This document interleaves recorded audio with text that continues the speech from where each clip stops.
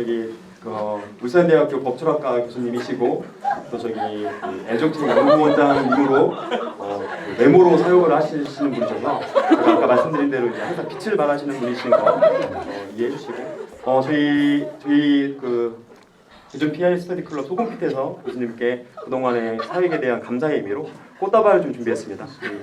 클럽장님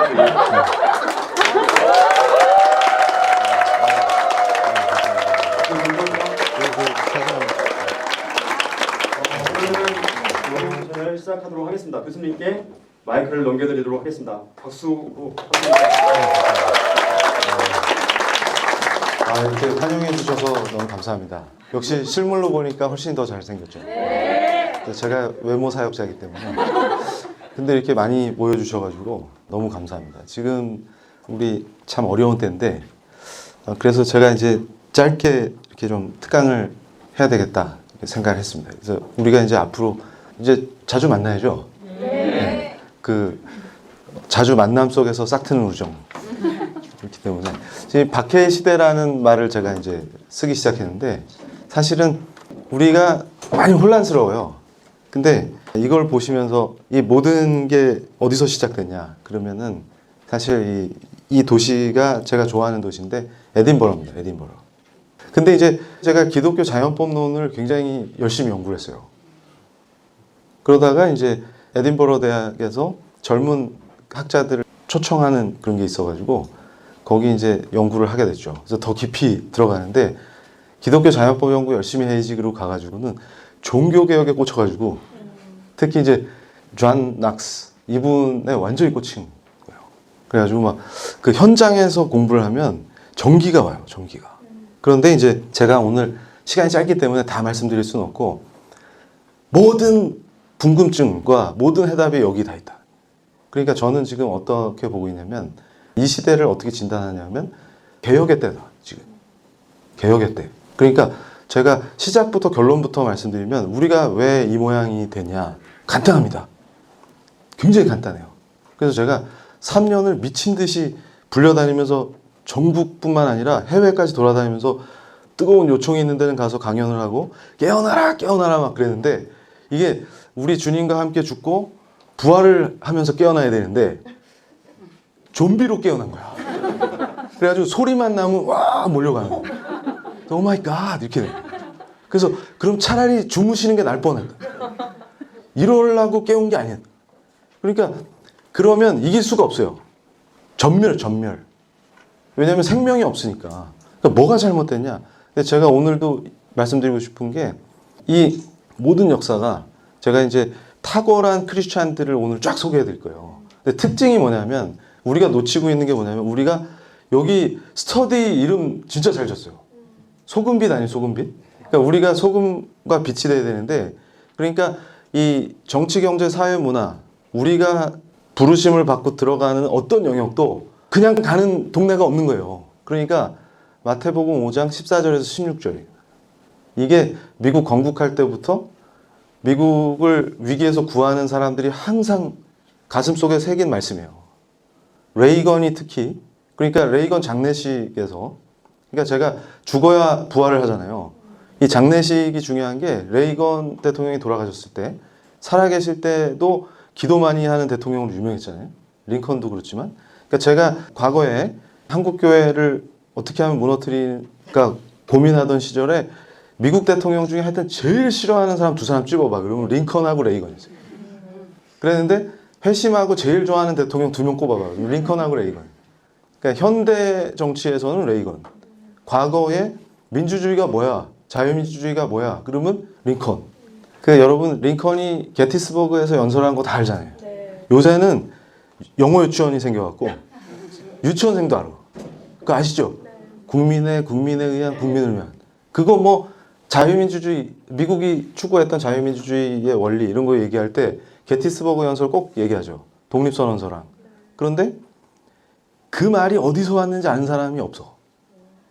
그래가지고 제가 막 강의할 때 그 특히 미주 지역 우리 그 크리스찬들 특강할 때 막 엄청 뜨거워지는 거예요. 제가 막 거기서 열변을 토했더니 그러니까 그게 종교개혁의 역사예요. 그러니까 성경을 읽지 못하면, 모국어로 성경을 읽지 못하면 아무것도 아니에요.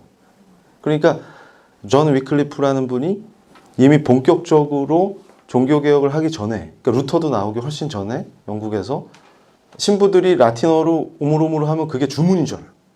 그러니까 지금도 아마 이 대전에서 절에 다니는 분들은 뭐 하반니 이런 거 하면 안 되는데 그거 하면 그게 주문인 줄 알 거야. 반야신경 뜻도 몰라. 그러니까 그것처럼 뭐 신부님이 라틴어로 쭝얼거리면 그게 주문이지. 그러니까 그런 수준으로는 우리가 하나님의 통치를 받을 수가 없다. 그러니까 모국어로 성경을 읽어야 되거든요. 그래서 애가 탄 거죠. 그래서 위클리프라는 분이 목숨 걸고 영어 성경을 완역한 다음에 그 서문에 This Bible is for the government 이러면서 이 성경은 통치를 위한 것이다. 그러니까 우리는 가슴속에 저는 이제 에딘버러에서 연구할 때 그 여름에도 막 그 뭡니까 날씨가 막 변덕스러워 갖고 우산 쓴 사람은 한국인하고 중국인밖에 없을 거예요. 그냥 어차피 우산이 의미가 없어. 비가 앞으로 오기 때문에. 그래서 학교 갈 때 아예 연구실을 출근할 때 그 잠바 하나 가방에 넣어갖고 비 오면 입었다가 지면 비 그치면 벗고 그런 동네잖아요. 근데 그 스코틀랜드 역사를 공부하다가 제가 그 역사학자들이 재밌게 쓴 것 중에 새도 편안하게 알을 낳을 수 없는 척박한 동네 이런 표현 너무 마음에 드는 거예요. 그러니까 뭐 그냥 뻘판이에요. 아무것도 없고.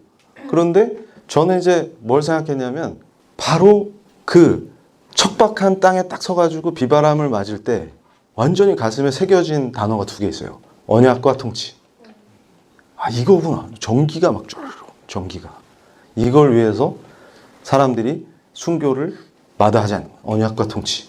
그러니까 하나님과의 언약. 그리고 그 백성으로 택해 주신 은혜. 그 안에서 그의 통치. 이거거든요. 그러니까 혁명을 왜 해? 그러니까 왜 크리스찬들이 입만 열면 혁명 타령하는지 내가 기가 차가지고 4.19식 혁명을 해? 그따구 짓거리를 하니까 질 수밖에 없어요. 그러니까 제가 이 자유민주주의의 원리, 그러니까 링컨이 게티스버그에서 했던 그 얘기는 존 위클리프가 성경을 딱 완역한 뒤에 그의 통치를 얘기하면서 그러니까 이제 왕한테 등골 뽑힐 이유가 없는 거죠. 그러니까 of the people, by the people, and for the people이라는 거는 인간 중심이 아니고 하나님이 우리를 보내셔서 우리를 빛과 소금으로 도구로 삼으셔서 그의 통치인 거예요. 이게 자유민주주의 원리의 출발이었다고. 그러니까 성경을 읽는 사람은 반드시 그의 통치를 갈망하는 거예요. 성경이 없으면 그의 통치가 이루어질 수가 없죠. 그가 누군지, 그가 뭘 원하시는지, 그와 우리의 관계가 어떻게 되는 건지, 인간끼리는 어떤 관계를 맺어야 되는지 알 수가 없잖아요. 그러니까 그의 통치가 나를 통해서 여기 실현되는 거예요. 그러니까 마태복음 5장 14절처럼 그 미국 정치의 그 본질처럼 얘기되는 것이 아까 제가 레이건 장례식 얘기했는데 그때 레이건이 살아있을 때 유언처럼 내가 죽으면 장례식 날 그 장례식 날 보고 막 읽잖아요. 근데 그 여성 대법관이 계세요. 그분이 낭독했다고. 뭘 낭독했냐면 잔 윈스럽이라는 분이 설교하신 거. 청교도로 유명한 그분이 그러니까 선상에서 설교를 했대요. 1630년에. 그러니까 이제 신대륙에 왔잖아요. 그러니까 배 위에서 한번 우리처럼 모여가지고 하나님께서 우리에게 뭘 말씀하시나. 그때 본문 말씀이 마태복음 5장 14절에서 16절이에요. 그러니까 간단한 거예요. 간단데스. 우리는 어떻게 살아야 돼? 그러면 마태복음 5장 14절. 그러니까 산 위의 동네는 숨겨질 수가 없어요. 니네는 빛이다 이러시기 때문에. 그러니까 미국이란 나라는 어떤 나라예요? 그러니까 나 개인의 정체성, 내 개인의 삶, 국가적 정체성, 국가의 정책, 앞으로 어떤 나라가 돼야 돼? 이런 게 다 담겨 있어요. 언덕 위에 동네. A city on a hill. 그거예요. 그러니까 숨겨질 수가 없어요. 그러니까 우리는 부르신 곳에 가서 빛과 소금이 돼야 되는 거예요. 그러니까 결국은 우리의 사회적 책임이라는 거는 사회의 어두운 곳에 가서 빛을 발해야 돼요. 그렇다고 머리 밀지 마세요. 그 빛이 아니에요. 그러니까 그게 우리 존재 이유예요. 그리고 부패한 곳에 가서 소금 역할이 해야 되고 그런데 제가 오늘 이제 보여드릴 몇 명의 위대한 리더들이 있는데 대한민국은 어떻게 건국됐어요? 그리고 어떻게 우리 살아남았어요? 다 관련이 된단 말이죠. 그러니까 저는 항상 속이 터졌던 게 뭐냐면 우리의 사회적 책임과 사회 참여, 정치, 경제, 사회, 문화 전반의 참여, 그거는 선교와 분리될 수가 없어요. 그러니까 결국은 오늘 제가 보여드릴 미국에서 온 뛰어난 선교사 몇 사람이 있는데 결국은 우리 독립운동에 가담을 해요. 그리고 대한민국 건국에 훈장까지 받아요, 나중에. 그러면 이 사람 선교사예요, 뭐 정체가? 정치가요? 그러니까 그런 식으로 구분하는 저급한 발상 자체가 우리를 거지로 만들었다. 그러니까 뭐냐면 아주 추잡한 거예요. 뭐냐면 제가 벌써 한 3년 됐네, 횟수로. 기독교의 세속화 이랬더니 이제 막 그 독일에 가서 강연을 하는데 기다렸어, 사람들이. 그러니까 두 부류가 있었어요. 이정훈 교수 이놈 오기만 해봐라. 그래서 왜 그렇게 저를 미워하세요? 그랬더니 이제 뭐 막 부르르 떠는 청년들. 그래서 뭐 신랄하게 사회주의를 비판하고 사회주의는 좋은 건데 막 그래서 오기만 해봐라 이렇게 딱 기다리는 사람들. 근데 반대로 만나고 싶어서 기다린 사람들, 이런 분들이 계셨어요. 근데 끝날 땐 다 같이 하나가 됐다고.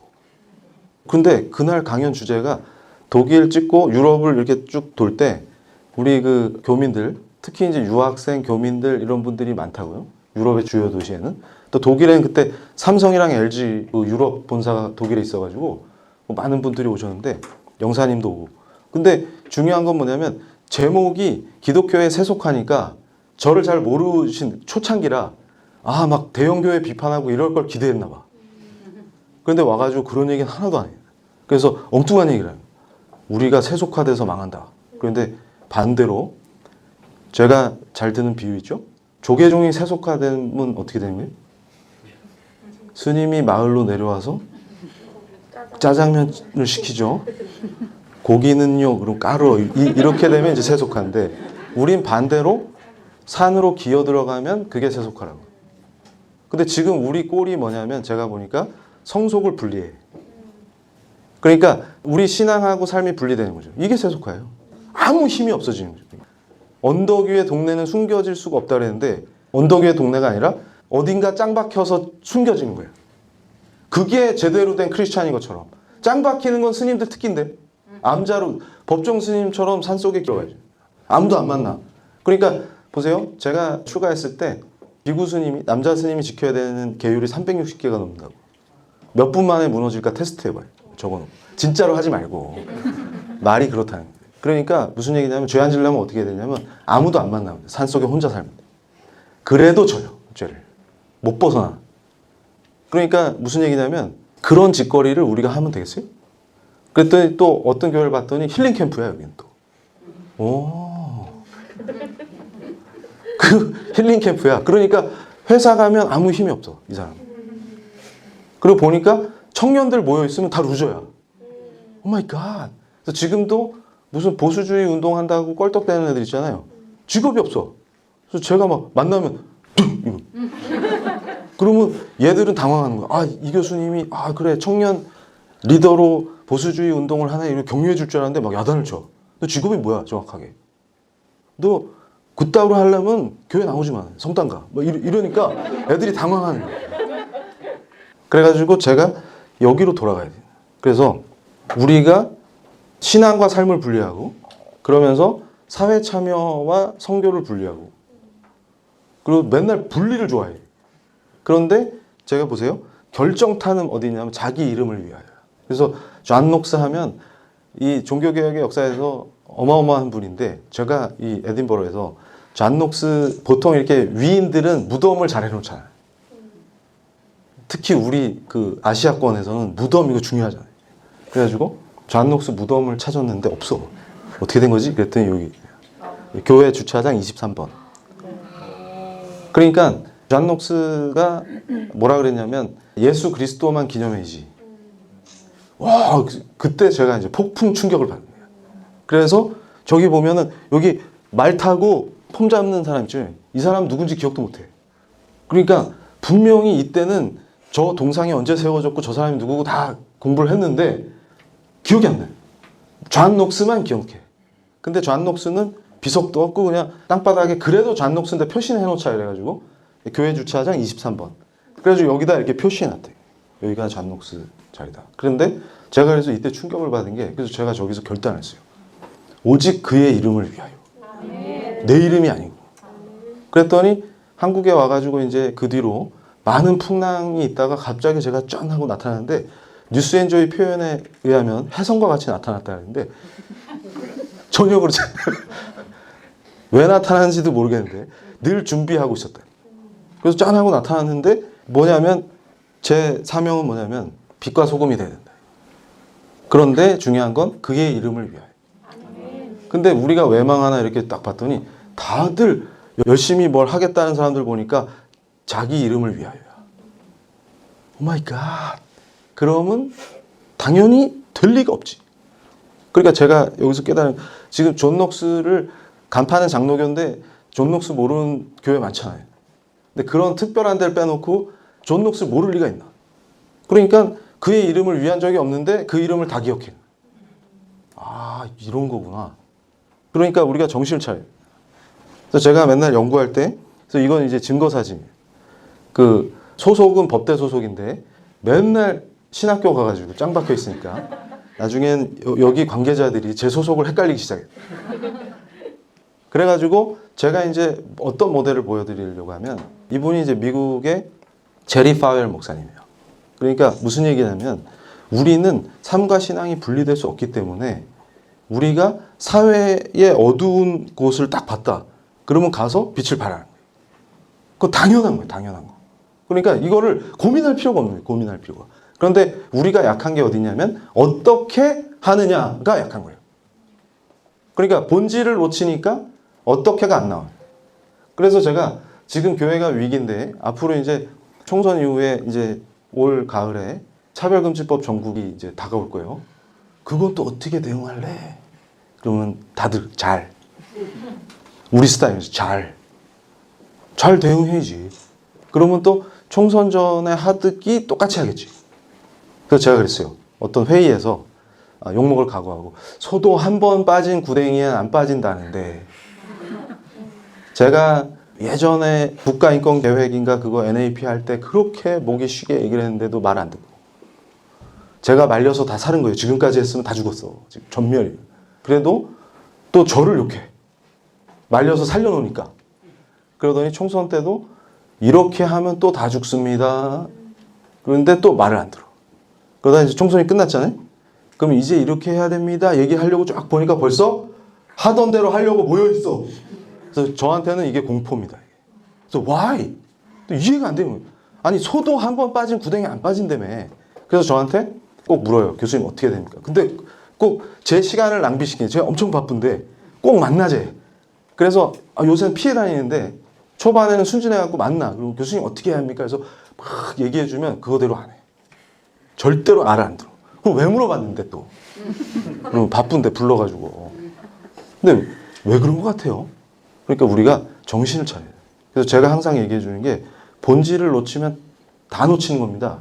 이렇게 얘기하면 뭐 교수님 얘기대로 언제 사람을 키우고 뭐 그러면 제가 그런 사람한테 꼭 얘기해요. 그러면 옛날에 한국에 왔던 선교사님들한테 한번 물어보세요. 이승만 같은 인물을 언제 키우고 언제 교육시켜서 언제 나라를 세워. 그런 썩어 빠진 생각을 하면 어떻게 돼요? 계속 식민지 하면 돼. 좋네. 언제 하고 언제.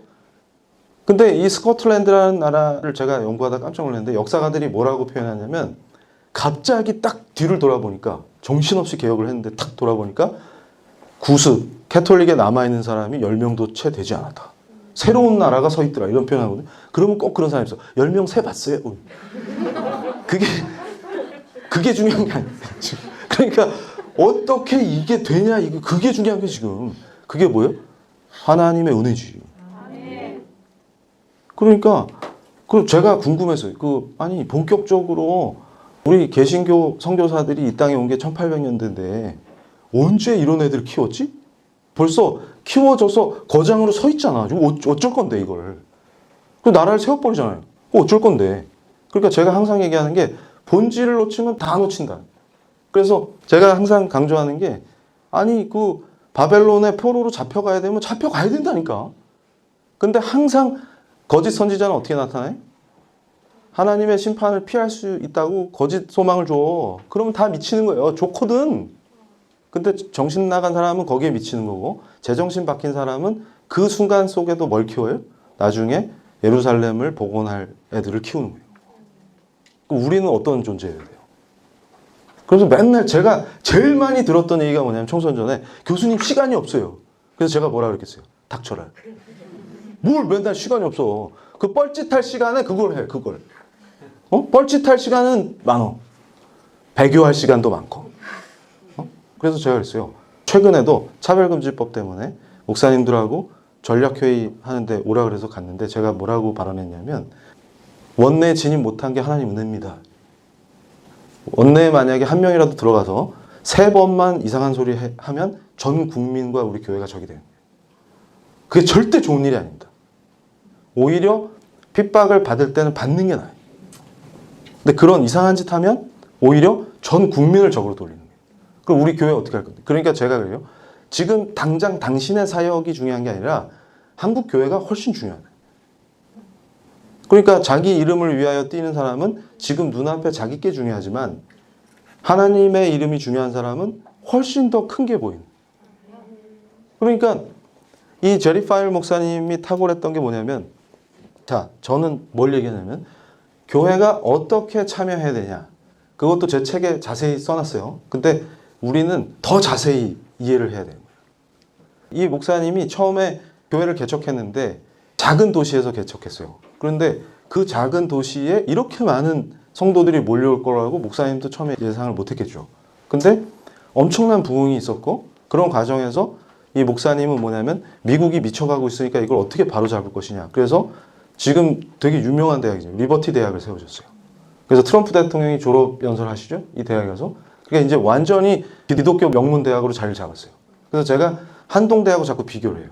지금 우리 한동대에도 로스쿨에 우리 PLI 동아리가 생겼어요. 그 미국에 인턴십 왔던 친구가 감동해갖고 제 강의 듣고 변신해갖고 동아리를 만들었는데 근데 한동대가 왜 이 모양이 되느냐. 어떻게 하나님의 은혜로 세운 그 기독교 대학에서 그 뭐죠? 말도 못하겠네. 이상한 짓 했죠. 성매매 여성을 강사로 불러다가 그런 짓을 하고 나중에 총장님이 조사를 했더니 배우가 또 교수야. 근데 그 교수가 목사님 아들이고 저하고는 또 법학 분야의 또 선배님이야. 저도 충격받고. 오 마이 갓. 그래서 저는 크리스찬 헌법 교수 추천해줘 그러면 아, 그 선배님 한동대에 계신데 이랬던 사람이 사실은 배우였다는. 충격이 이만저만 아니에요. 그래서 어쩌다 저 꼴이 되냐, 저 대학이. 근데 리버티 대학은 지금 버티고 있거든요. 그래서 제가 한동대는 저 꼴이 되는데 리버티는 왜 그 꼴이 안 나느냐. 미국도 전쟁이 만만치 않아요, 지금. 영적 전쟁이. 그런데 왜 리버티 대학은 꿋꿋하냐. 그래서 항상 뭐가 문제냐면 기본이 문제예요. 기본이. 그러니까 프로필만 보고 교수들 데려오면 위험한. 그러니까 항상 본질에 충실해야 돼요. 그리고서 이 파일 목사님이 언제부터 본격적으로 이 사회 참여, 정치 참여에 뛰어드셨냐면 73년도에 낙태를 미국 법원이 이게 유명한 사건이 있어요. 로데 웨이드 사건이라고. 이 낙태를 공부하신 분들은 다 이게 중요한 사건인데 그게 터지면서 생명을 죽이는 걸 권리로 구성할 수 없다. 목사님이 이제 충격을 받으신 거예요. 이 미국이 어쩌려고 이 짓을 하느냐. 그러니까 존 윈슬럽의 설교를 마태복음과 신명기를 본문 말씀으로 한 그걸로 시작한 나라가 어쩌다 이 지경이 됐느냐. 이러면서 이제 빛을 발해야 되겠고 그리고 소금 역할을 해야 되겠고 뛰어든 거예요. 그래가지고 했던 게 뭐냐면 정치, 사회, 문화, 도덕 문제에 적극적 참여를 합니다. 근데 중요한 것은 제가 항상 말씀드리는 게 이것은 결국은 교회 부흥으로 이어지게 돼 있어요. 왜냐하면 우리가 진정으로 하나님의 이름을 위해서 헌신하고 사회의 어두운 곳에 빛이 되겠다고 움직이면 그 안에서 영향받은 사람들이 변합니다. 복음이 전해져요. 이게 같이 가는 거예요, 항상. 근데 우리는 항상 그걸 분리시키는 거예요. 그러니까 어떻게 돼요? 제가 답답했던 게 광화문은 왜 실패했어요? 제가 계속 섬이 되고 있다 얘기했죠. 소통을 못한다는 얘기는 우리는 선교할 때 소통을 중시하죠. 그래서 제가 깜짝 놀란 게 누군가 시민들이 그걸 거부하니까 어떻게 해요? 볼륨을 높이고 앉아있어요. 그러니까 여러분이 누군가를 설득할 때 내 얘기 안 들어주면 볼륨을 높입니까? 그럼 어떻게 돼요? 그 사람이 거부하죠. 더 세게 거부하죠. 그러니까 무슨 얘기냐면 우리의 삶으로 빛이 되는 걸 보여주니까 사람들이 모이고 우리 얘기를 듣게 되는 거예요. 근데 우리 본질은 뭐예요? 복음을 증거하는 거예요. 그러니까 결국 선교랑 이게 분리될 수가 없어요. 그러니까 이 목사님이 하셨던 운동 중에 제가 좋아하는 게 도덕적 다수 운동. 그러니까 미국이 미쳐 있는데 크리스찬 중심으로 도덕을 회복해야 돼요. 그러니까 이게 사회적으로, 정치적으로, 문화적으로 굉장히 파워풀해지는 거예요. 그러니까 프란시스 셰퍼가 했던 것도 마찬가지예요. 파고 들어가서 유럽의 젊은이들이 방황하는데 결국은 하나님밖에 없다, 답이. 예수님 외엔 답이 없다. 이거를 설득해 나가는 거예요. 근데 그렇게 하면 세상도 바뀌고 교회도 부흥하고 이게 같이 가게 됩니다. 그러다가 절정이 80년대의 크리스찬 보이스, 크리스찬 목소리, 이 운동이 굉장히 파워풀했다는 거예요. 그러니까 우리는 항상 어떤 식으로 생각하냐면 아무 관계없이 그냥 모여, 일단 모여봐. 거기서 소리 질러. 택도 없는 짓거리를. 그래서 제가 그랬어요. 이건 크리스찬의 방식이 아닌데요. 그러니까 다 저한테 화를 내. 그러면서 저한테 어떤 분이 그러는 거예요. 제가 이런 식으로 하면 안 돼요. 그랬더니 교수님은 나와보지도 않고 내가 맨날 갔어요. 지나가면서 속이 터지고 이런 식으로 하면 안 되는데 이런 식으로. 그랬더니 나보고 말씀을 하세요. 아유, 거기 제가 일 때문에 맨날 서울에 있었기 때문에 주말에는 거의 거기 있었어요. 토요일 날 제가 맨날 거기 있었어요. 다 봤어요. 그래서 아주 그냥 얼굴을 들 수가 없었어요. 그럼 막 화내는 거야. 그러면서 시간이 없습니다, 교수님. 공산화되면 이것도 끝이에요. 그래서 제가 그랬어요. 당신 때문에 공산화가 앞당겨진다. 정신 차려. 이 프레데릭 해리스 목사님을 한국 사람들이 잘 몰라요. 근데 이승만 대통령하고 아주 관계가 깊은 분이에요. 근데 이분이 어떤 역할을 했냐면 공산군이 물밀듯이 내려오잖아요. 그래서 우리 다 죽게 생겼을 때 의회가 승인을 안 했는데 빨리 미군부터 들여보내. 그거를 강조한 목사님이에요. 그러니까 제가 항상 강조하는 게 우리 얼치기 좌파들은 항상 한국을 파괴할 때 그게 이제 중국 문화혁명도 마찬가지인데 제가 한국인 제자는 안 받았는데 저한테 석사를 받은 유일한 학생이 하나 있어요. 제가 이제 울산대 부임한 지 벌써 12년 차인데 그럼 그래서 뉴조 관계자 한 분이 그랬대요. 아, 이종훈 교수 가짜다. 왜 그랬더니 홈페이지에 머리가 있더라. 그러니까 머리 있을 때 부임한 거지. 그리고 지가 교수 경력이 벌써 12년이라는데 뻥이다. 아니 어릴 때 되면 12년이에요. 그래서 제가 그랬어요. 네 수준에서 항상 판단하지 마라. 모든 걸. 근데 제가 이 얘기를 왜 하냐면 제가 배출한 석사 학생이 중국인이에요. 그러면 벌써 역시 알았어. 친중파. 엑스맨이었지. 드디어 정체가 드러나는구만. 그러니까 그 친구가 제 밑에서 공부할 때 중국 변호사가 됐어요. 그래서 지금은 로펌에서 활약하는데 얘를 제가 완전히 세뇌시켰어. 근데 이제 숙청당하면 안 되니까. 그러니까 제가 우리 자유민주주의의 원류도 교회에서 나온 거고 건강한 자본주의, 타락한 거 말고 그 정신도 교회에서 나왔고 좋은 거 다 나왔네. 법치주의도 웨스트민스터 총회에서 시작된 거예요. 사무엘 러더포드라는 분이 법이 왕이다. 어마어마한. 그걸 제가 막 가르치고 있는데 어디서 크리스찬들이 모여서 구호를 외치는데 공산당이나 하는 인민재판을 국민재판으로 이름을 바꿔가지고 우리는 법치의 원조들이에요. 격조가 다른 거예요, 지금. 그런데 어떻게 크리스찬들이 광장에 모였는데 그따위 구호들이 나옵니까? 제가 아주 목 잡고 쓰러질 뻔했어요. 이런 허접한 구호가 어디서 나오는 거예요, 도대체. 그러고도 부끄러운 줄 모르는 거예요. 좋아 죽겠어, 그냥. 그래서 제가 속이 터진 거예요. 중국 얘기를 제가 왜 했냐면 권위를 파기하는 걸 민주화라고 착각해요. 민주주의를 잘못 배운 애들은. 그러니까 우리 한국 사람들의 문제가 어디냐면 중국의 문화혁명식의 권위 파괴가 민주화라고 생각하는 거예요. 근데 그건 아주 저급한 사회를 만듭니다. 그래서 제자가 그랬어요. 저한테 배우고 나서 충격을 받고 그렇구나. 그래서 중국 사회가 후진적이군요. 이걸 받아들이더라고. 그래서 네가 가서 바꿔라. 근데 숙청은 당하지 말고. 이랬는데 그게 다른 거구나. 그러니까 제가 학자로서의 권위를 갖고 있어야 자기를 지도할 수 있어요. 그런데 우리는 뭐가 구분이 안 되냐면 권위와 권력을 구분 못합니다. 그러니까 권위를 해체하는 게 민주라고 생각하는 거예요. 근데 만약에 그 학생이 제가 경고했는데 3번 이상 남의 걸 표절해 왔어요. 논문 쓰라 그랬더니 그러면 제가 징계하겠죠? 그럼 제가 파워를 행사하는 거예요. 근데 반드시 교칙에 근거해서 학칙에 의해서 해야 된다. 이게 뭐예요? 파워의 문제고. 제가 학자로서 권위를 갖고 그 학생을 지도해야만 이 친구가 석사의 자격을 가질 수가 있습니다. 이걸 구분을 못해요, 우리가. 그러니까 예를 들어서 저는 학자로서의 권위를 가지고 그 학생을 지도하죠. 그럼 그 학생은 권위를 존중하고 저를 존경하죠. 그러니까 지도가 되는 거예요. 그러니까 이 친구가 하는 얘기가 문화혁명 이후에 중국에선 선생할기를 먹같이 하니까 해외여행 가서 분수대 오줌 누는 사람들이 나오는 거예요. 돈이 얼마 있냐 하고 아무 관계 없는 거예요. 그래서 제가 그러는 거예요. 광장에서 우리가 하는 짓 보고 우린 실패했다. 프로테스탄트를 못 키웠구나. 그러니까 우린 여기 왜 모였냐면 진짜 크리스찬이 되려고. 그러니까 삶과 신앙이 분리가 될 수가 없어요. 그러니까 그 격조 있는 자유민주주의.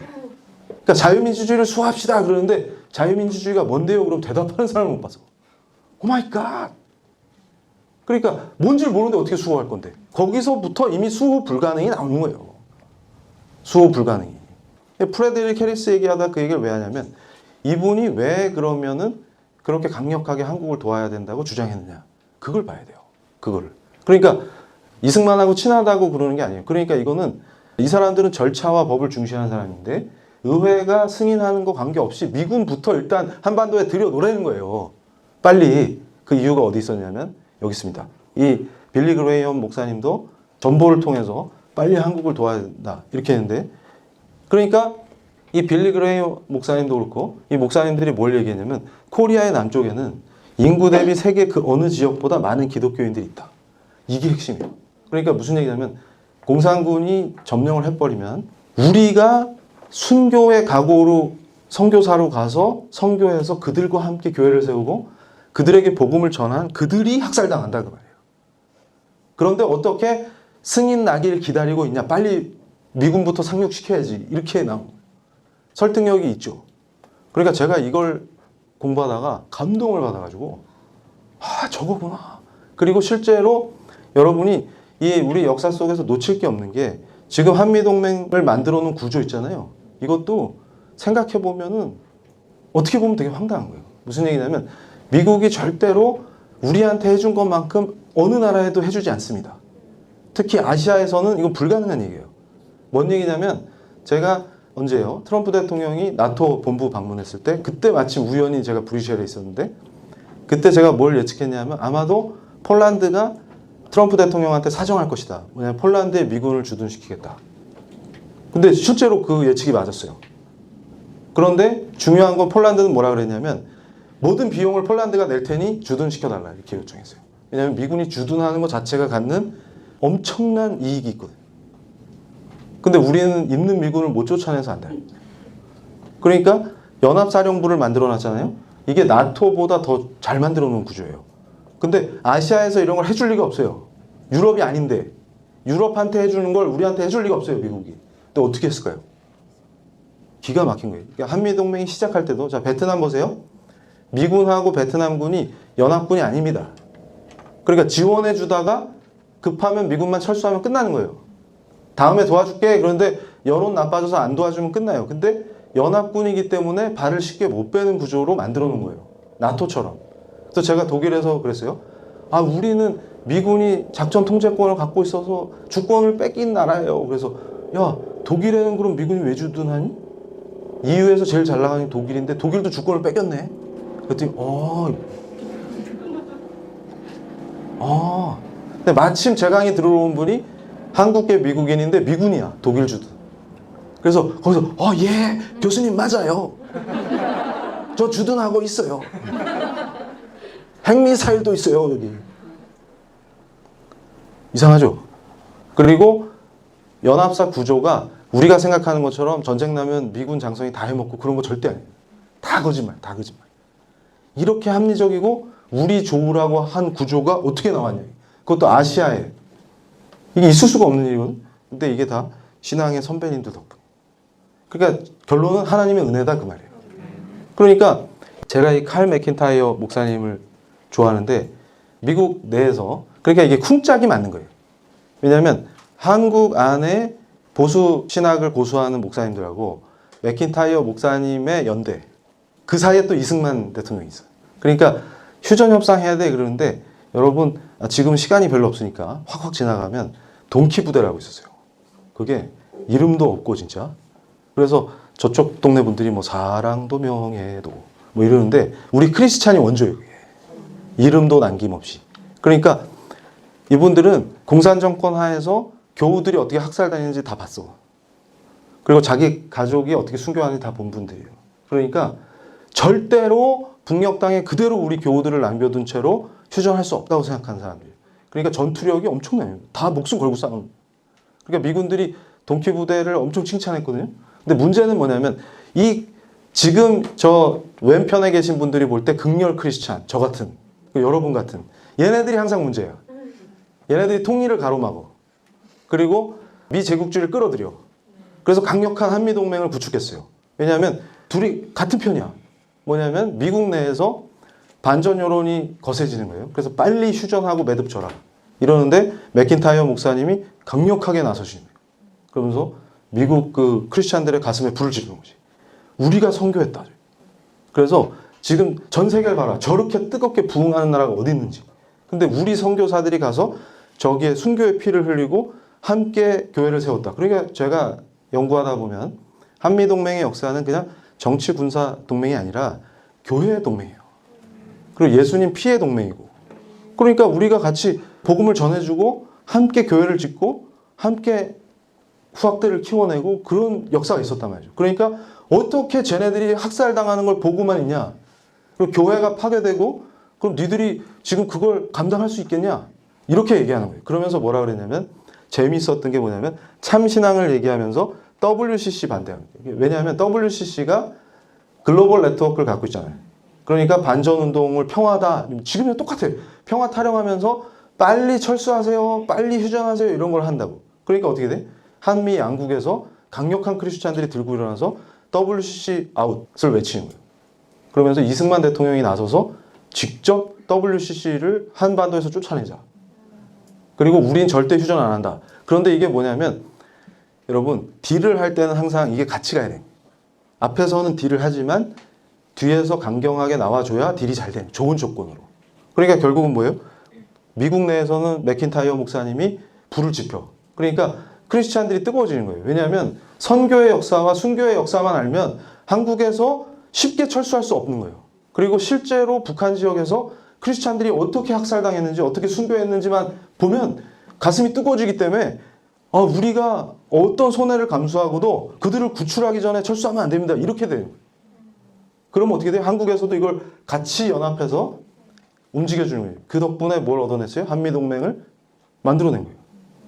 그리고 한미상호 방위조약만 있는 게 아니라 합의의사록이라는 게 있어요. 제가 이 한미동맹의 법적 구조 이런 거 강의할 때 항상 강조하는데 미국이 절대 전 세계 어떤 나라에도 해주지 않은 것을 다 해줍니다.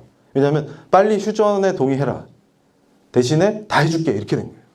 그래서 한국군을 미국 돈으로 다 현대화시켜줍니다. 그리고 심지어는 미군을 위험한 데 배치시켜서 우리를 공격했다가는 미군을 직접 공격하는 게 되니까 어떻게 돼요? 감히 못 건드리게 만들어주고. 그래서 자기 군인을 볼모로 주는 나라가 어디 있습니까? 그런 게 가능했던 게 다 하나님 은혜라니까요. 그러니까 이런 역사들이 우리가 기독교의 역사에서 같이 간 거예요. 그러니까 결국은 한국교회가 대한민국을 세웠을 뿐만 아니라 대한민국을 지켜준 거예요.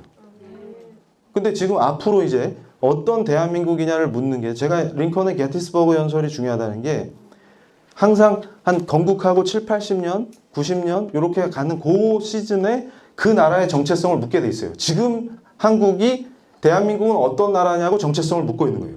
근데 우리는 정체성이 딱 들어오죠. 하나님의 은혜로 세운 나라, 그의 통치. 이렇게 돼. 존 녹스부터 시작된 그걸 떠올려야 돼요. 스코틀랜드처럼. 딱 뒤돌아보니까 우와 크리스찬으로 바글바글하네. 이런 나라를 해야 돼요. 근데 그 시점에서 지금 우리에게 묻고 있는 거예요. 그런데 어떤 정신 상태를 갖고 있는 거예요. 그러니까 우리가 지금 이만큼 정신을 차리고 이게 완전히 다 개혁해야 돼요. 근데 이 개혁의 과정에서 교회가 한 번 더 부흥을 맛봐야 돼요. 이게 같이 가야 돼요. 같이. 그래서 시간이 없으니까 제가 이 1919년에 대한 책을 원래 2019년에 기념해서 내려고 미국 교수랑 일본 교수랑 같이 지금 작업을 했는데 이게 늦어져 갖고 올해 나올 것 같아요. 근데 이 우드로 윌슨 대통령 얘기를 안 할 수가 없는 게 이 양반이 뭐 말년에 뭐 맛이 갔다 이런 주장들을 막 역사학자들이 하는데 제가 볼 때는 어떤 포인트를 잡았냐면 이분은 민주당인데도 미국 민주당은 지금도 북한에 엄격해요. 우리하고는 레벨이 달라요. 왜 그러냐면 역사가 다르니까. 그러니까 동성애짓만 안 하면 딱 좋은데. 근데 어쨌든 거기도 이제 사람들이 미치기 시작하니까 이 윌슨이 아버지가 목사님인데 신학교 교수님이어가지고 어릴 때 거기서 뭔가 하여튼 그 인격적으로 깊이 회심하는 그게 있었어요. 레이건도 아버지가 맨날 술 먹고 그래가지고 나는 절대 술 안 먹어야지 그랬는데 술 취해서 기숙사 현관에서 누워있는 자신을 바라보면서 하나님께 기도하면서 완전 회심하고 이분은 아버님이 목사님인데 청소년기에 한번 되게 진하게 인격적으로 하나님을 사랑하는 계기가 있었던 거예요. 그러고서 이분 별명이 뭐였냐면 목사예요. 그러니까 1차 대전이 끝나고 1919년이 왜 중요하냐면 세계 질서를 만드는 때예요. 이때가. 근데 거기서 프랑스에 모여가지고 강대국 정상들이 모여서 회담을 하면 윌슨 대통령 어디 갔어? 그럼 또 기도하러 갔대. 한테 징글징글하게 기도하는. 그리고 맨날 말씀 읽고. 그러니까 별명이 프랑스 대표가 아이고 그 개신교 목사? 이렇게 아예 별명을 목사라고 붙였어요. 근데 이분이 했던 얘기 중에 제가 좋아하는 게 뭐냐면 지혜로운 자는 하나님의 섭리를 절대로 의심하지 않는다. 그 이유는 위대하고 장기적인 하나님의 계획이 시행되는 과정 속에서 그의 장엄함과 목적의 명확성이 나타나 있기 때문이다. 우리는 그것을 명심하는 데 무능하다. 그러니까 그걸 명심하기 위해서 계속 말씀 읽고 기도하는 거예요. 이분의 특징이에요. 그러니까 전시 대통령의 자세가 뭐예요, 벌써. 근데 이분이 누구냐면 이승만의 선생님이에요. 그러니까 기가 막힌 거죠. 그러니까 하필 미국에 유학을 갔는데 윌슨 선생님 밑에 가서 공부를 해요. 그러니까 제가 제 제자를 아끼듯이 윌슨 선생님이 보니까 저기 식민지에서 젊은 애가 유학을 왔는데 아, 신앙관 뚜렷하고 예수 잘 믿어. 얼마나 이쁘겠어요. 이분은 별명이 목사인데. 그러니까 맨날 집에 불러서 맛있는 거 먹이고 이렇게 키운 거예요. 그래가지고 윌슨 딸이랑 썸도 탔어요. 잠깐. 이승만 박사님하고. 근데 이 박사님이 살짝 그걸 과장하는 경향이 있어요. 근데 그게 중요한 게 아니고 여기서 핵심은. 근데 여러분 생각해보세요. 1919년 전국에서 악한 저 왼편에 있는 학자들이 이승만을 나쁜 사람으로 만들 때 19년 전국을 얘기하는데 그래서 제가 그럽니다. 한국에서는 지도자의 레벨이 달라서 니들이 못 보는 걸 보면은 가만두지 않고 물어버려요. 그러니까 무슨 얘기냐면 지금 그걸 판단해 보세요. 자, 지금 대한민국이 국력이 과거랑 다르게 국력이 신장이 됐어도 우리 외교부 장관이 개인적으로 트럼프 대통령한테 전화 못 합니다. 친한 척 하면서. 근데 이 시대에 우리 나라도 없어요. 이승만은 어떤 존재냐면 윌슨한테 그냥 전화할 수 있는 사람이에요. 선생님 이러면서. 이해가 되세요? 그러면 이분이 갖고 있는 정보력이나 지금 세계 질서를 바라보는 레벨은 엄청난 거예요. 그러니까 무슨 얘기냐면 제가 가끔 놀라는 게 이승만 연구를 하다 보면 지금 저는 미국이나 일본이 기밀 해제한 문서를 다 볼 수 있죠. 근데 그 당시 이승만은 못 본단 말이에요. 근데 예리하게 다 짚어내. 그러니까 그런 사람하고 임정의 들하고 레벨이 달라요. 세계 질서를 보는 눈 자체가 달라요. 그러니까 이 사람이 하는 말은 도대체 이해가 안 돼, 쟤는. 그럼 어떻게 해요? 우리 특성이 물어뜯어요. 근데 그 짓을 지금도 하고 있는. 그러니까 우리가 해야 될 일은 뭐냐면 그걸 이해하고 이제 우리가 한 단계 더 나가야 돼. 이게 건국할 때 또 매달리면 안 돼. 그래서 제가 또 보니까 우리는 또 크리스찬들이 이렇게 우상화를 잘해. 그래가지고 조금 이따 제가 보여드릴 건데 그러니까 제가 뭘 얘기하냐면 우연은 없다는 거예요. 그리고 윌슨이 강조한 것처럼 하나님의 장엄한 계획, 그 섭리를 항상 생각해야 돼요. 그러니까 이 역사 속에 우연은 1도 없는 거지. 그분의 통치기 때문에. 그러니까 선교사님 중에서 대표적으로 호모 헐버트 선교사님이 이분은 뭐예요? 아예 그냥 이승만이 미국 갔을 때 전폭 지원한 분인데 이분은 아예 이승만 대통령한테 묘비명을 받은 최초의 외국인이에요. 그리고 건국 훈장도 받으셨어요. 그러니까 이분이 미국인인데 독립운동에 투신하셨다니까. 그래서 추방당해요. 일본 애들한테. 그러고도 멈추질 않아. 근데 이분 본업이 뭐냐? 선교사예요. 그러니까 제가 얘기하잖아요. 정치, 경제, 사회, 문화가 선교사나 우리 크리스천하고 무관한 게 아니라 이분의 삶이 뭐예요? 바로 자, 내가 복음을 전해서 키우는 애들이 식민지의 어둠 속에서 고통받아. 그럼 본인이 빛이 돼줘야 되겠다. 얘들을 도와줘서 독립시키고 악한 일본 군국주의자들과 싸울 때 내가 빛이 돼서 얘들을 인도해주고 복음을 전했으니까 얘들이 독립하는 걸 돕고 건국하는 걸 도와야 되겠다. 그 정신으로 그냥 뛰는 거예요. 그러면 어떻게 돼요? 이분 밑에 수많은 제자들이 키워지고 이분이 한국의 독립과 건국을 위해서 평생을 헌신해요. 그러면서 나는 웨스트민스터에 묻히는 것보다 한국에 묻히고 싶다. 이렇게 얘기한 거예요. 왜냐하면 자기가 여기다 피와 땀을 다 쏟았거든. 근데 호모 헐버트의 이름을 위한 게 아니라 그의 이름을 위하여. 이게 위대한 역사인 거예요. 그러다가 윌리엄 노블 선교사는 그 아들까지 충성을 해요. 그래서 해병대에 입대해갖고 장교로 일본군과 싸우고 심지어는 나중에 6.25 때도 공산군과 싸워주고 그러다가 우리나라가 유엔에서 1948년에 유일 합법정부로 승인받죠. 그 과정에서 한국말 너무 잘해요. 아버지 목사님 밑에서 자랐잖아, 한국에서. 그리고 한국말 잘하죠. 그래서 미국 대표를 보좌해서 한국이 유엔 승인을 받도록 활약한 거예요. 멋있어요, 안 멋있어? 이런 게 크리스찬이라니까요. 그러니까 우리 역사를 보면은 교회랑 무관하지 않아요. 다 하나님 은혜예요. 교회 없었으면 큰일 날 뻔했죠.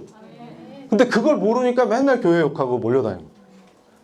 그래서 이게 핵심이에요. 이게 2004년에 나온 책입니다. 박해라는 책이에요. 그러니까 데이빗 윈보가 쓴 책인데 이게 미국에서 베스트셀러가 됐었어요. 근데 제가 종자연을 만들 때 기획자로 등판했을 때 저한테 영향을 준 책이에요. 아, 미국의 이런 현상을 빨리 한국에 도입해야 되겠구나. 그래서 교회를 싹 잡자.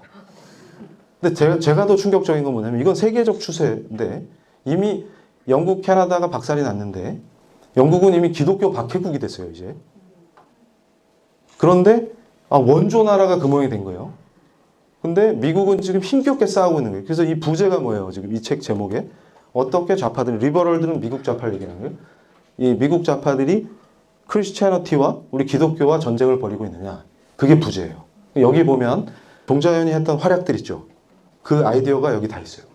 어떻게 소송으로 기독교 학교를 공격하고 공적 영역에서 성경을 치우게 만들고 그 다음에 적극적으로 크리스찬들을 공격하고 교회를 공격하고 법과 정치에 침투해서 어떻게 박살을 내느냐. 그래서 이 흐름이 어디까지 갑니까?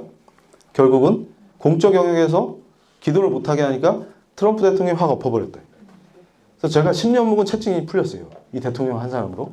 그런데 우리가 매우 착각하는 게 있어요. 그래서 제가 이걸 특강하거나 이럴 때 막 강조하는데 트럼프가 등장하니까 좋죠. 그러니까 제리 파웰 목사님, 아까 내가 보여드렸던 그 목사님이 없었으면 레이건 정부가 등장하기 힘들어요. 그리고 레이건 정부가 강력하게 소련을 봉쇄해갖고 무너뜨리지 않았으면 동유럽의 시민들이 자유를 못 얻습니다. 제가 런던에서 강연할 때 그쪽 동유럽 쪽 학생들이 왔어요. 우리 한인교회 통해서. 근데 그 친구들이랑 대화하는데 제가 은혜를 엄청 받았어요. 그러니까 얘네들은 그 공산정권 무너진 덕분에 지금 복음을 들은 거예요. 근데 레이건이 없었으면 그런 일이 안 생겨요. 총 한 방 안 쏘고 강한 적을 무너뜨려 버려요. 이게 하나님 은혜라니까요. 근데 그게 결국은 미국 교회가 그 힘이었다. 그러니까 우리가 그런 빛과 소금을 지금 한국에서 대한민국의 역사를 만들어야 돼요. 그런데 여기서 제가 이 트럼프 대통령 뭐 끝내준다, 이게 오바마가 기독교 박해하는 거 싹 엎었다 이랬더니 또 금방 크리스찬들이 하는 짓이 트럼프교를 만들어. 그래서 제가 조금만 트럼프의 대외 정책 이런 거 비판하면 난리가 나. 이 교수 엑스맨이라고 내가 진작부터 얘기했지 이러는 거예요. 왜 그렇게 숭배를 좋아합니까? 그래서 제가 어떤 강연에서 그 얘기를 강조했어요. 트럼프는 완성품으로 만들어서 하늘에서 떨어지거나 땅에서 솟은 게 아니고 탁월한 주의 종들이 만들어가고 있다. 이분한테 복음을 전했죠. 그래서 원래 이 사람 크리스찬이 볼 때, 그러니까 제가 2017년 겨울에 마이크 허커비 전 주지사 만났죠. 미국 가서. 그래서 제가 허커비 주지사한테 그 얘기했어요. 내가 지금 한국에서 기독교 보수주의를 가르쳐서 일으키려고 하고 있다. 그때 허커비 주지사가 너무 좋아요. 이분이 친내교 목사님 출신인데 주지사가 된 분이에요. 근데 허커비가 재밌는 게 있어요. 제가 허커비를 좋아하는 게 이분이 이제 공화당에서 강력한 대선 주자로 부상하면서 목사님 출신인데 하나님께 기도하면서 본인이 고백한 거예요. 뭐냐면 도대체 미국이 미쳐가고 있는데 누가 도대체 미국 대통령에 대해서 이 미친 나라를 구해야 되겠습니까? 막 기도했는데 왠지 자기 같더라는 거예요. 그래가지고 접니까? 막 이러고 열심히 뛰었는데 하면 할수록 아니라는 거예요. 그래가지고 열심히 기도했는데 트럼프가 눈에 띄는데 이분이 뭐라고 고백했냐면 목사 출신 정치인으로서 쟤는 절대로 안 돼. 저건 도박장이나 하고 쟤는 내 시야에서 안 보였으면 좋겠어. 저런 게 어떻게 미국 대통령이 돼. 이렇게 생각했다는 거예요.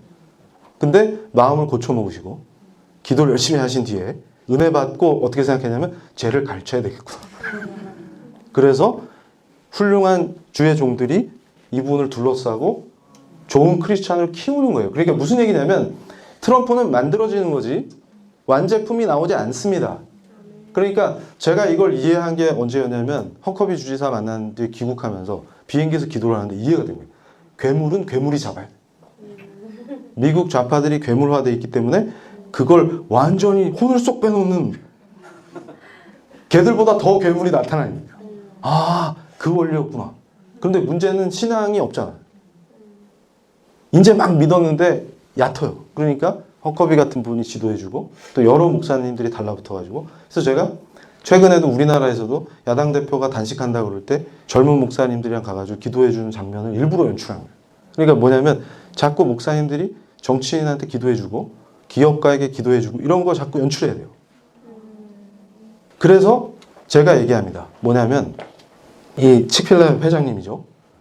선대 회장님인데 제가 이 칙필레라는 기업을 너무 좋아해요.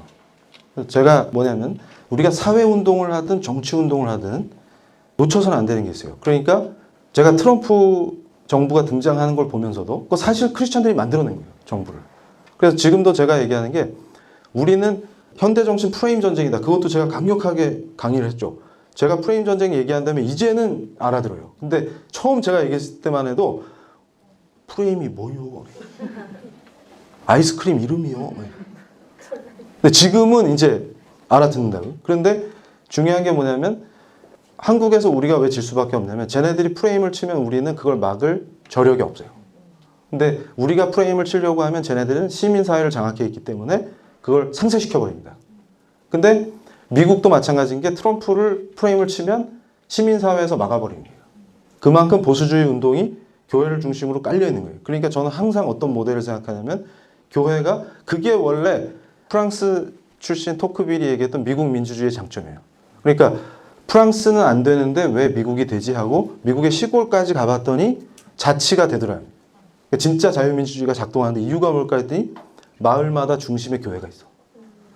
그리고 바른 신앙으로 시민들을 가르쳐. 그러니까 항상 그 지역의 지역교회가 지적, 도덕적, 영적 헤게모니를 갖고 있으면 멋있게 된다. 그 동네가. 그러니까 그 교회 집사님이 하는 빵집은 다른 빵집과 다르겠죠. 그러니까 그 교회 하나 때문에 동네가 다 복을 받는 거예요. 그 구조가 나오는 거예요. 그러면 자치가 되는 거예요. 사람들의 격이 달라지니까.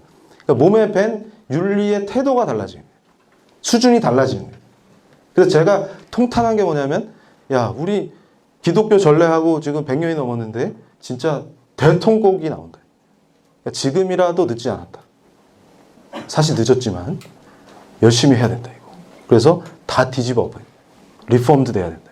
그래가지고 끝으로 제가 이 칙필레 얘기를 하면 이 칙필레가 멋있는 게 지금 이거 보면 고객 만족도 1위예요. 부동의 1위야. 그러니까 미국도 좌파 언론들이 리버럴들이 장악했기 때문에 칙필레가 왜 욕을 먹냐면 이 회장님이 돌아가실 때 동성애는 성경이 말한 죄니까 미국에 번지지 않게 하라. 그 얘기했다고 난리가 났대. 근데 이 회장님의 특징이 뭐냐면 매출액의 몇 프로 유언으로 경영을 누가 승계하든 반드시 선교 헌금해야 된다. 세계 복음화를 멈춰서는 안 된다. 그런 양반이. 그러니까 아예 매장이 레벨이 달라요. 서비스의 질이. 그런데 제가 충격받은 게 뭐냐면 좌파 언론이 칙필레를 잡으려고 칙필레를 조사했는데 그 프로그램이 지금 유튜브에도 있어요. 그거 보면 은혜를 받아. 뭐냐면 원래 이제 칙필레 공격하려고 취재하다 보니까 황당한 거예요. 뭐냐면 알바를 했거나 파트타임으로 일했던 사람들이 칙필레가 가장 취업하고 싶은 자기 직장이에요. 그러니까 보통 딴 데는 저는 거기 침뱉어요 막 이렇게 얘기하는데 애들이 그러니까 고딩 때나 대딩 때나 알바했던 데는 절대 가고 싶지 않겠죠. 그래서 거기에 분노에 찬 이런 게 나오는데 애들이 치크필레는 저는 거기 너 졸업하고 어디 취업하고 싶냐? 그러면 치크필레 이러는 거예요. 그러니까 취재하던 기자가 당황한. 우리나라 같았으면 이제 또 왜곡했겠지, 조작했겠지. 근데 걔네는 그대로 내보낼 수밖에 없는 거예요. 왜냐하면 그 친구가 그렇게 말했으니까. 실제 통계를 내보니까 치크필레가 1위 했어요. 뭐냐면 그 회사에서 파트타임으로 일했건 알바로 일했건 본사에 취직하고 싶은 회사 치크필레 1위. 고객 만족도 1위. 근데 제가 이 매장을 갈 때마다 감동받은 게 서비스가 감동 서비스예요. 그러니까 네가 섬김을 받고 싶은 만큼 섬겨라. 그거예요. 재료 신선도 유지하고 철저해요. 크리스찬 기업이기 때문에. 그리고 제가 제일 좋아하는 경영 방식 중에 하나가 뭐냐면 자, 그래서 제가 그럽니다. 우리가 스터디로 끝나면 안 되고 자기가 속해 있는 분야를 정복하고 빛과 소금 역할을 할 거 아니에요? 그러다 만약에 우리가 시민단체 같은 걸 대전에서 만든다 칩시다. 그럼 뭐부터 해야 돼요? 우리 시민단체는 뭐 하는 단체다. 이걸 원칙과 미션 스테이트먼트가 딱 나와줘야 돼요. 치크필레의 장점은 뭐냐면 저 회장님, 선대 회장님 때부터 지금 이제 아들 회장님인데 원칙을 딱 만들어요. 그래서 철저하게 성경에 기반해서 치크필레의 방침과 프린시플과 룰들을 다 공부를 시켜. 근데 문제는 뭐냐면 돈이 부족해도 그것 잘해서 우등생 되면 가맹점을 열 수가 있어요. 본사가 지원해서. 그래서 제가 김상현 대표하고 얘기했을 때 한국에서는 왜 본사와 가맹점이 원수가 되느냐.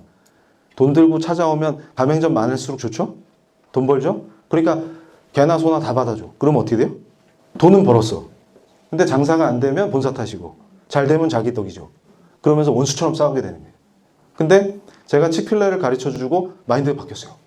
아, 원칙이 중요하구나. 그리고 거기에 동의하는 사람들만. 그리고 철저하게 성경적인 거 학습한 다음에 거기에 동의하는 사람만 받아주는 거예요. 그랬더니 어떻게 돼요? 좌파들이 조직적으로 공격했어요. 치크필레를 얼만큼 괴롭혔냐면 대학 캠퍼스에 들어오려고 그러면 좌파 교수들이 전부 들고 일어나고 일부러 치크필레를 이용한 다음에 평점을 최악을 주고 망하게 하려고. 그런데 날이 갈수록 전미 점유율이 높아집니다. 이거 어떻게 된 거예요? 이거? 그러면서 엄청난 성경헌금을 내요. 그러면서 제가 제일 좋아하는 거 주일성수. 그러니까 이거를 김상현 대표가 따라했어. 그 규동집 지구당 히트 치니까 한국의 유명한 몰에서 들어오라 그랬죠. 그런데 뭐라 그랬어요? 우린 주일 성수하는데요. 그랬더니 그쪽에서 난세게 주일날 손님이 제일 많은데 문 닫으려면 들어오지 마. 안 갑니다. 딱 이런 거예요. 멋있잖아요. 그래서 마인드를 바꾸자 이러면 교회 다니는 사업가가 아니라 성경적으로 사업하는 사람이 돼야 된다. 그러면 승리하는 거예요.